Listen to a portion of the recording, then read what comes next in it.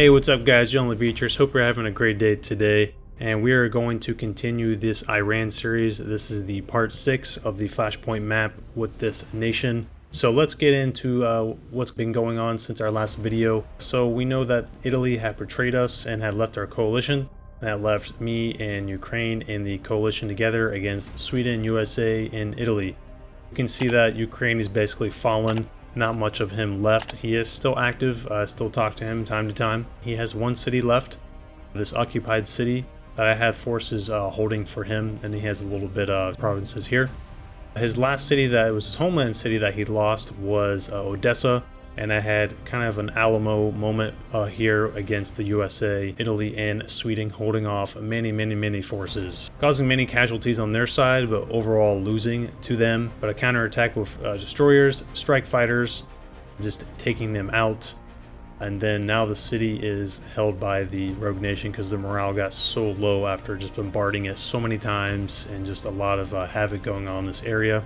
So I'm in the process of taking this back for myself. Going to take Odessa so I can hold the city, because it is a key city that if the enemies get it, they could just come into northern Turkey and invade that way. That's mainly what has happened in Ukraine. I've also taken Crimea here, as you can see, holding it steady. Just recently got it. Moving on to the north, I did move into Moscow and took Moscow for a little bit because the USA was holding at the time, and then I left it and it became a rogue nation, and now Sweden took it.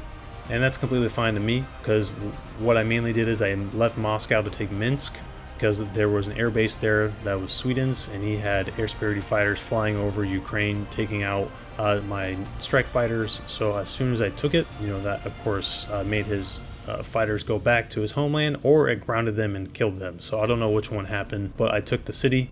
And now I'm moving another stack of 2 motorized infantry supported by mobile anti-air to take St. Petersburg, which also has an airstrip. So anything I see airstrips or airports, I'm just taking them out as soon as I can so they can stop moving in troops into Europe. All right, so that's Europe, or this area in Eastern Europe and Ukraine. Move into the Mediterranean, and I've had a lot of success in this area. So you can see that we have been invading Italy here. Really haven't had to put too much effort into this because I've been bombarding his cities with my destroyers and just getting that morale down so low to get rogue nations to take over. That's basically going with Italy. I think at this point he's basically fallen. He's lost a lot of his cities. All of this used to be his, and now it's rogue nation. So I do like to see that after he betrayed us, and now he's falling completely. So I think, my fingers crossed, I'll be able to take this. Now I have to watch for any counterattacks from the USA coming through here as well, so I have to be careful with that. Now, talking about the USA, I've had success in the water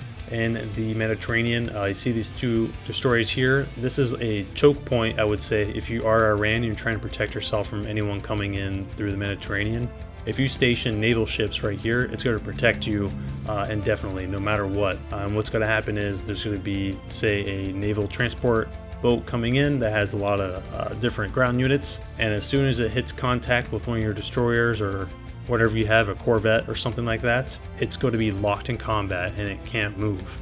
And that means their troops are at the mercy of your ship, and that is what has happened several times. I've been able to get many casualties, and I'll show you in the paper an example. I think it was the day before, so let's check. Here we go. You can see the casualty report. Iran 17,000, United States 48,000, and you can see an example, Eastern Mediterranean.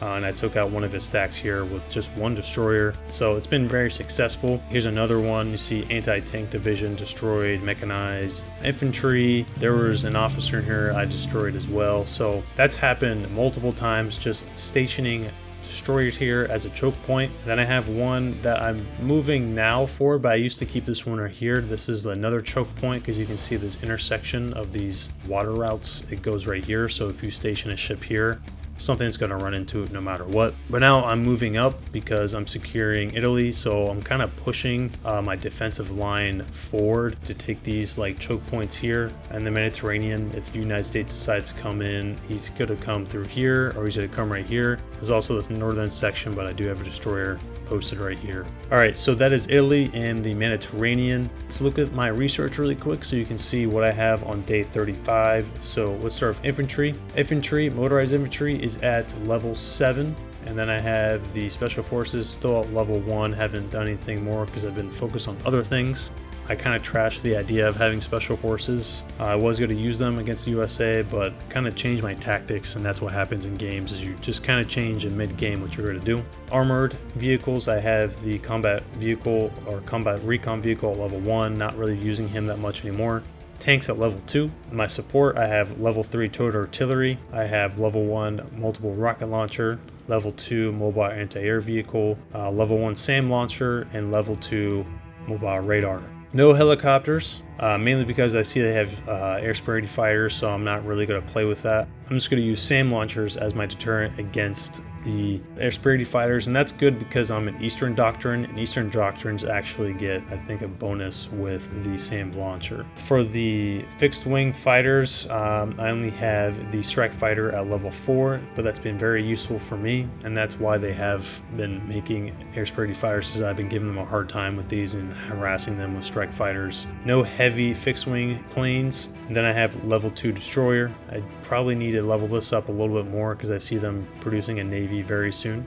No subs, no missiles, and I hope to get missiles to cruise missile for ballistics, and I want to use that with my cruisers, or sorry, my destroyers or strike fighters. All right, guys, so that's the research. That's what I have right now. And then lastly, let's go into diplomacy, because we do have something that did come up. The USA messaged me and said, okay, the grammar really isn't good here, but he's basically saying if he wants me to join, he'll kick Italy. So I'm not really sure what I want to do, because Ukraine is actually still active.